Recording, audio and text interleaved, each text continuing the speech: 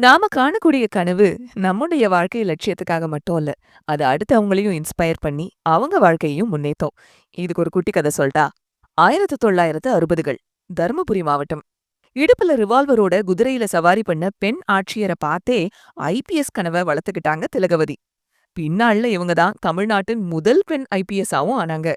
அவங்கள இவ்ளோ இன்ஸ்பயர் பண்ண குதிரை சவாரி குடிமைப்பணி அதிகாரி தான் அன்னா ராஜம் மல்ஹோத்ரா. அன்னா தான் இந்தியாவின் முதல் பெண் இந்திய ஆட்சிப்பணி அதிகாரி.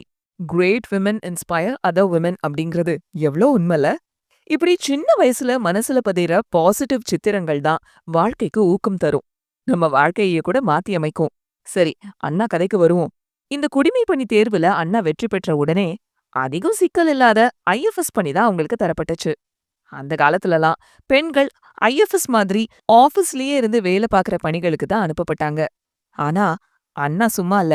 இத எதிர்த்து ஐஏஎஸ் நியமனம் வேணும்னு சொல்லி தேர்வு குழு கிட்ட விவாதம் பண்ணாங்க. அதுல வெற்றியும் பெற்றாங்க. இறுதியில தமிழக ஐஏஎஸ் பிரிவுக்கு அவங்க அனுப்பப்பட்டாங்க. அப்ப ராஜாஜி முதல்வரா இருந்தாரு. அவரு அண்ணாவுக்கு துணை ஆட்சியர் பதவி அளிக்கிறதுக்கு பதிலா தலைமைச் செயலகத்துல உனக்கு பதவி அளிக்கிறேன்னு சொல்லவும் அண்ணா அத வேணான்னு நிராகரிச்சாங்க.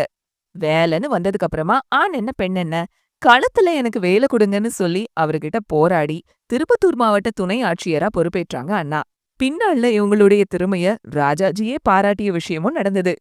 தான் விரும்பின பணிக்கு போராடிய அண்ணாவுக்கு அப்புறமா ஒரு பெரிய பட்டியலா பல பெண்கள் எல்லா குடிமை பணிகள்லயும் கோல் வச்சுட்டு வராங்க. 2023ஆம் ஆண்டு ஐஏஎஸ் நியமனங்கள்ல 41% பெண்கள் இருக்காங்க. ஒரு ஐஏஎஸ் பதவிக்காக அன்னைக்கு அண்ணா அவ்வளோ போராடலனா, இன்னைக்கு இத்தனை பெண்கள் தங்களுடைய கனவுகளை அடைஞ்சிருக்க முடியாது. சோ, கனவு காணுங்க. அத கையகப்படுத்தவும் செய்யுங்க. உங்க கனவு சமுதாயத்தின் போக்கையே கூட மாத்தி அமைக்கலாம்.